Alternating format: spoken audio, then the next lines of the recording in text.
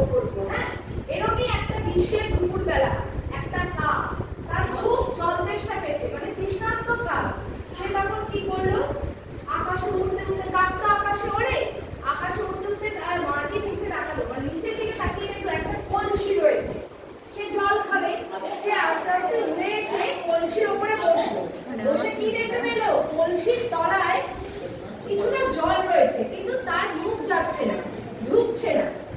তখন সে জলটা তো তার খেতেই হবে, তখন সে একটা উপায় বের করলো। কি উপায় জানো?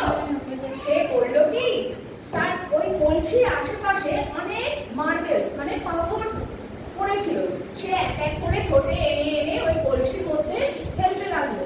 ফেলতে ফেলতে একসময় কি হলো, ওই জলটা ওপর থেকে উঠে এলো। ওঠার পরে কি করলো সে, হ্যাঁ, সে তৃষ্ণা মিটিয়ে মানে প্রাণ ভরে জল খেলো।